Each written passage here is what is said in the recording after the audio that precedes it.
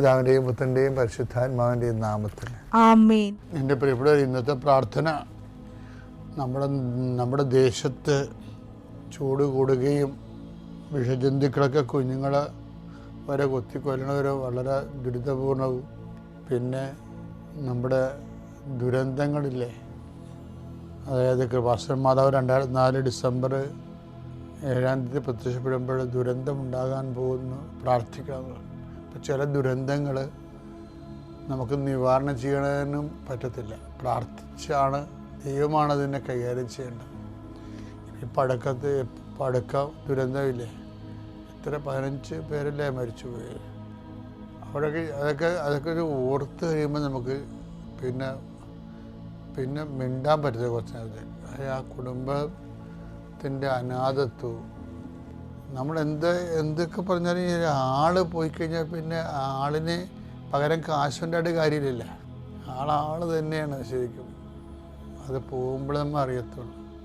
അപ്പോൾ ഉള്ളവർ ദൈവത്തിനെ ഒപ്പിച്ച് ജീവിക്കുകയും എളിമപ്പെട്ട് ജീവിക്കുകയും നമ്മുടെ നാടിൻ്റെ എല്ലാവിധ ദുരന്തങ്ങളിൽ നിന്നും നാട് രക്ഷപ്പെടണം. ചൂട് എല്ലായിടത്തും ചൂടായി. ഇപ്പം സൂര്യാഘാതം കുഴഞ്ഞു വീണും മരിക്കുന്നവരും അന്തരീക്ഷത്തെ കർത്താവിൻ്റെ ദർശനം സമർപ്പിക്കണം. നമുക്ക് എല്ലാവർക്കും ദേശത്തിന് വേണ്ടി പ്രാർത്ഥിക്കാം. കർത്താവ് ദേശത്തെ അങ്ങ് ഞങ്ങൾക്ക് പാർക്കാനിടം തന്ന ദേശത്തെ ഞങ്ങളെ സമർപ്പിച്ച് പ്രാർത്ഥിക്കുന്നു. ദേശത്തിൻ്റെ താപനിലയെ സമർപ്പിച്ച് പ്രാർത്ഥിക്കുന്നു.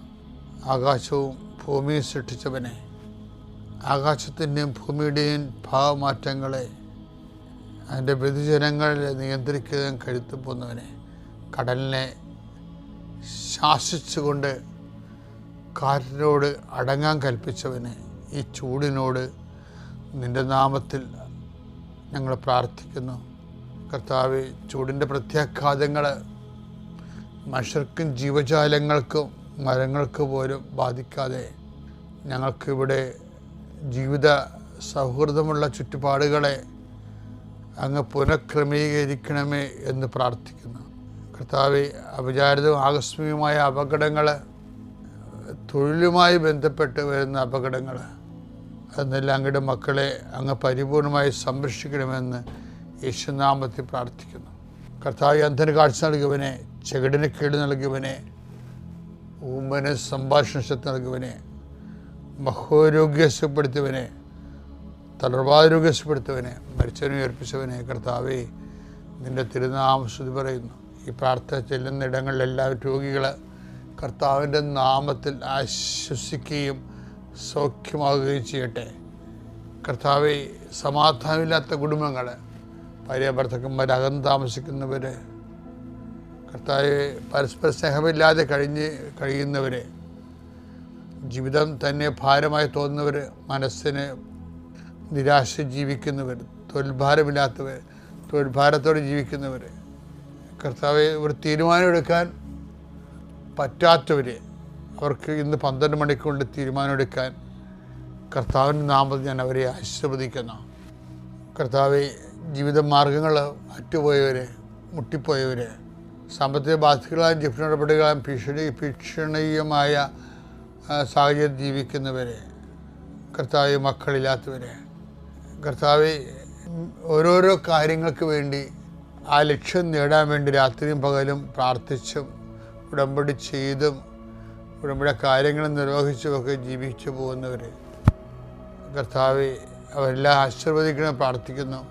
എൻ്റെ കർത്താവിൻ്റെ ഉന്നതമായ നാമത്തിൽ സഭയുടെ അധികാരത്തിൽ കുരിശിൻ്റെ അടയാളത്തിൽ യാത്രക്കാരെ ആശീർവദിക്കുന്നു, ഇൻ്റർവ്യൂ ഉള്ളവരെ ആശീർവദിക്കുന്നു, പരീക്ഷക്കാരെ ആശീർവദിക്കുന്നു, പരീക്ഷ റിസൾട്ട് പ്രതീക്ഷിക്കുന്നവരെ ആശീർവദിക്കുന്നു. ഉന്നതമായ റിസൾട്ടിനാൽ കർത്താവ് നിന്നെ ആശീർവദിക്കട്ടെ, നിന്നെ അനുഗ്രഹിക്കട്ടെ. ഉപരിപഠനത്തിനും ഉപരി ജോലിക്കും ഉപരി യാത്രയ്ക്കും വേണ്ടിയുള്ള എല്ലാ അനുഗ്രഹങ്ങളും കർത്താവ് നിന്നെ വർഷിക്കട്ടെ. നിത്യം പിതാവും പുത്രനും പരിശുദ്ധാത്മാവായ സർവീശ്വര അമ്മേ പരിശുദ്ധ അമ്മേ, അമ്മേ പരിശുദ്ധ ദൈവമാതാവേ, കൃപാസനത്തിലൂടെ ഞങ്ങളുടെ ദേശത്തിനും അമ്മ മധ്യസ്ഥം തേടി തന്ന എല്ലാ അനുഗ്രഹങ്ങൾക്കും കൃപകൾക്കും ഞങ്ങളിപ്പോൾ ഹൃദയം നിറഞ്ഞ നന്ദി പറയുന്നു. അമ്മേ പരിശുദ്ധമ്മേ, ദൈവമാതാവേ, 2004 ഡിസംബർ 7 ഉച്ചകഴിഞ്ഞ് 2:30 കൃപാസനത്തിൽ സംഭവിച്ച അമ്മയുടെ പ്രത്യക്ഷപ്പെടലിനെ കുറിച്ച് തിരുസഭയ്ക്ക് സമർപ്പിച്ചിരിക്കുന്ന പഠനരേഖകളുടെ മേൽ സഭാത്മകമായ പഠനം ആരംഭിക്കുവാൻ ഞങ്ങൾ പ്രാർത്ഥിക്കുന്നു. അമ്മേ പരിശുദ്ധമേ, ഭൂസ്വർലോകങ്ങളുടെ രാജ്ഞിയായ അങ്ങേയ്ക്ക് ഭൗമസംരക്ഷണത്തിനായി പ്രപഞ്ചപ്രകൃതിയെ തന്നെ തിരുസഭ പ്രതിഷ്ഠിക്കുവാൻ ഈ പ്രത്യക്ഷീകരണം വഴി ഇടയാക്കണമേ. പരിശുദ്ധമേ, ജപമാല മാതാവേ, സകല കൃപാസനം പ്രാർത്ഥനയോടും ചേർത്ത് ഞങ്ങളിപ്പോൾ പ്രാർത്ഥിക്കുന്ന ഈ കുടുംബത്തിന്റെ പ്രത്യേക നിയോഗം പറ മക്കളെ.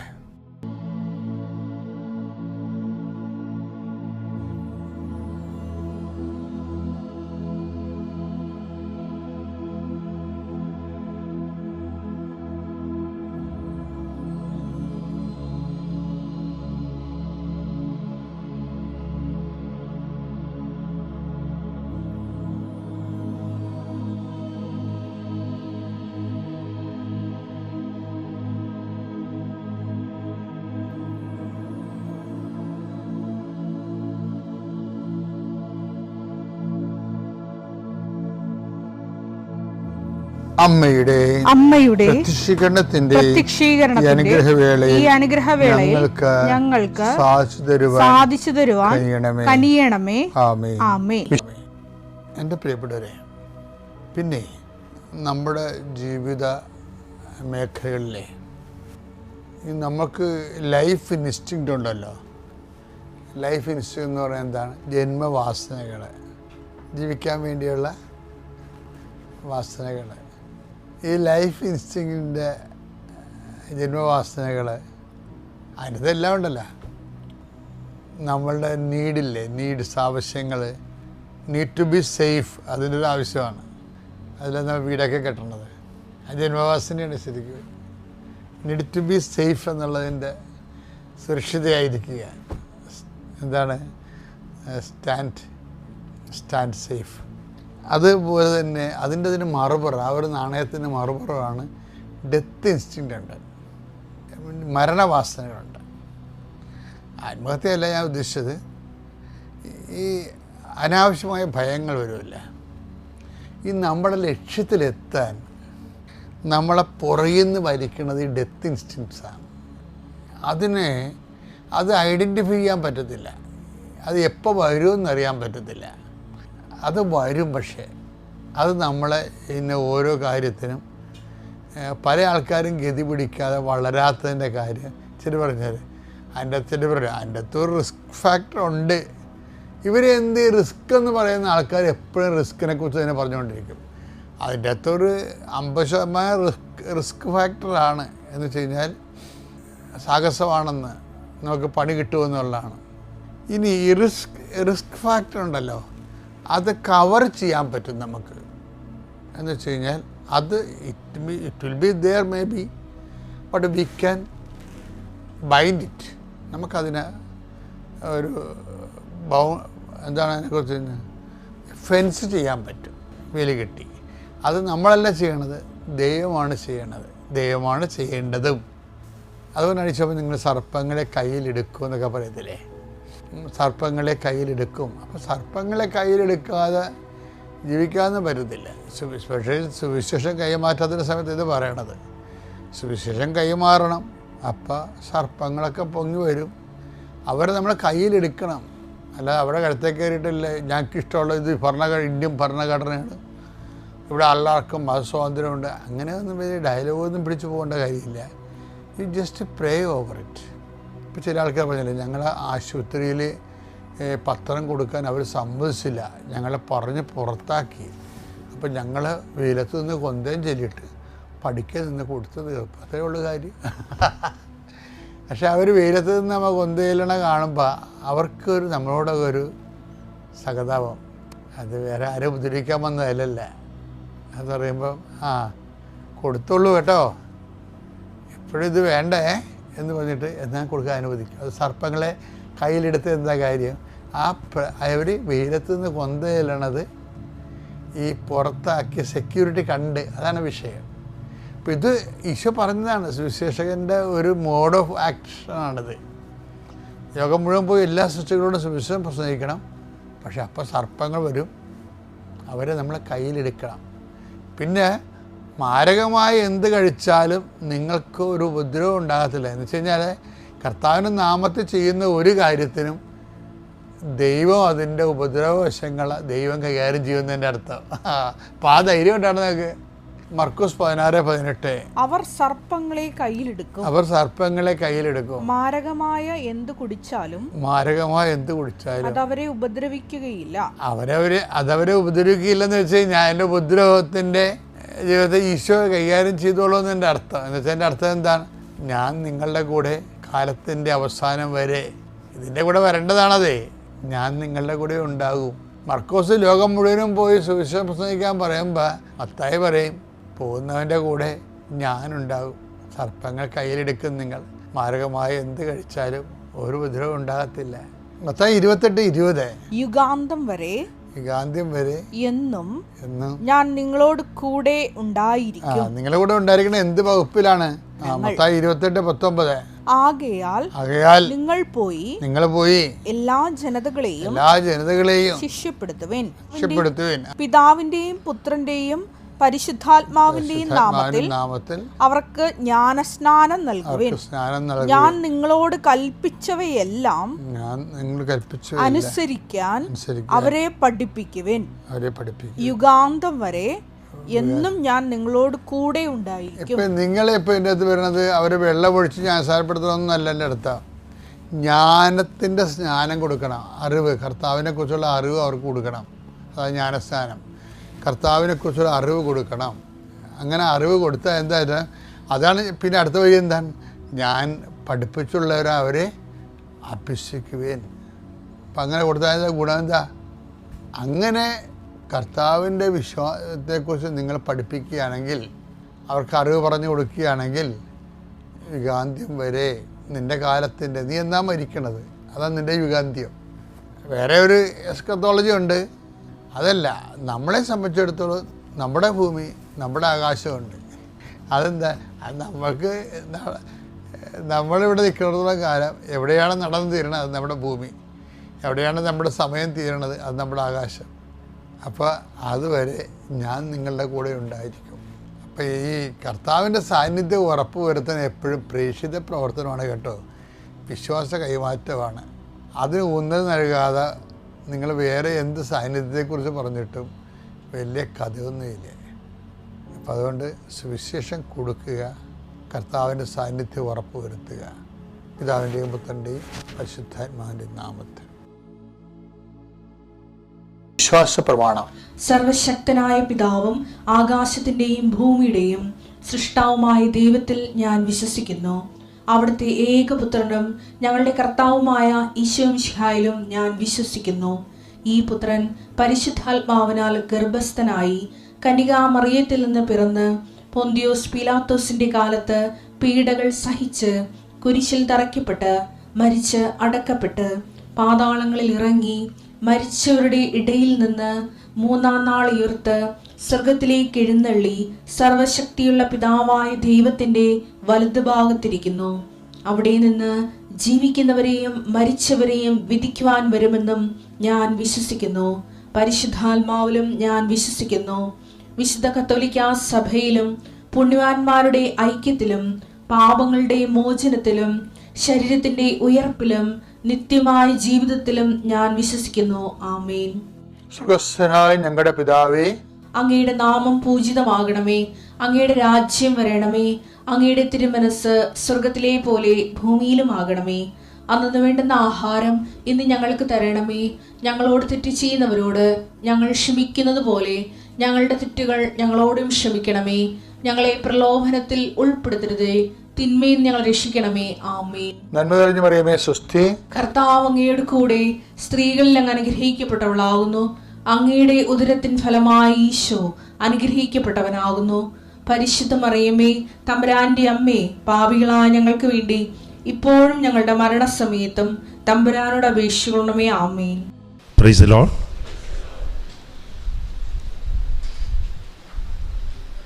നമ്മൾ ഉടമ്പടിക്ക് വന്നിരിക്കുന്നത് ഇപ്പോൾ ദൈവമായിട്ട് അടുക്കാനാണ് വന്നിരിക്കുന്നത്, സ്വന്തമാകാൻ, ഒന്നുകൂടി നമ്മളെ ബന്ധം ഉറപ്പിക്കാനാണ് വന്നിരിക്കുന്നത്.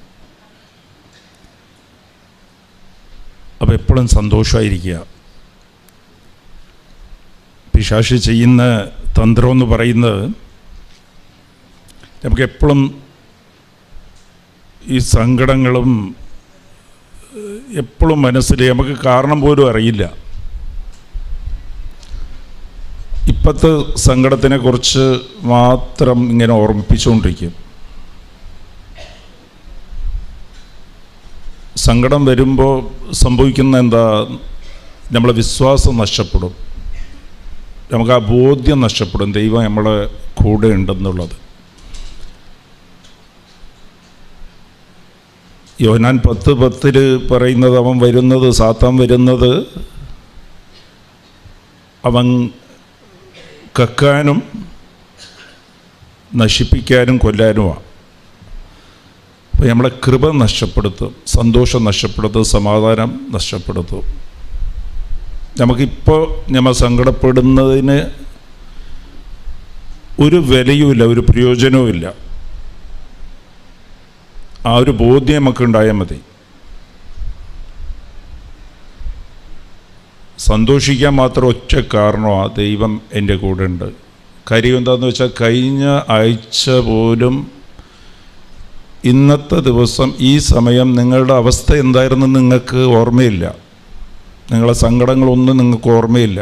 എന്ത് കാര്യത്തിനാണ് ഞാൻ സങ്കടപ്പെട്ടത്, കരഞ്ഞത് എന്ന് നമുക്ക് ഓർമ്മയില്ല.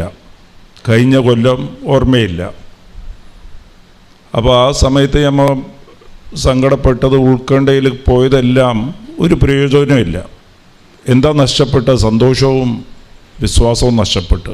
പക്ഷേ ഒരു 10 കൊല്ലം മുമ്പ്, 20 കൊല്ലം മുമ്പ് ഈ സമയത്ത് എനിക്ക് സന്തോഷിക്കാൻ ഒരു കാര്യം ഉണ്ടായിരുന്നു. ആ ഒരു ബോധ്യം ഉണ്ടെങ്കിൽ നമുക്ക് ഇന്ന് പറയാൻ പറ്റും ഞാൻ സന്തോഷവാനായിരുന്നു. എൻ്റെ ദൈവം അന്നും എൻ്റെ കൂടെ ഉണ്ടായിരുന്നു, ഇന്നും എൻ്റെ കൂടെ ഉണ്ട്. സന്തോഷിക്കാൻ ഒറ്റ കാര്യമുള്ളൂ. അപ്പോൾ അതുകൊണ്ട് കൊളോഷ്യർ 3:2 പരിശുദ്ധാത്മാവ് പറയുന്നത്, നിൻ്റെ ചിന്ത എപ്പോഴും സ്വർഗത്തെ നോക്കിയായിരിക്കണം. സ്വർഗത്തെ നോക്കി, ദൈവത്തെ നോക്കിയാവുമ്പോൾ നമ്മുടെ സന്തോഷം എപ്പോഴും നഷ്ടപ്പെടില്ല. അതിനെ ആശ്രയിച്ച് നിൽക്കുമ്പോൾ, നമ്മൾ ആശ്രയിച്ച് നിൽക്കുന്നതെല്ലാം നമ്മുടെ പല സന്തോഷവും ഇവിടെ ഈ ലോകത്തെ ആശ്രയിച്ച് നിൽക്കുന്നതുകൊണ്ട് സങ്കടത്തിലേക്ക് മാറുന്ന ഒറ്റ കാര്യം മതി. എന്ത് തന്നെ സംഭവിച്ചാലും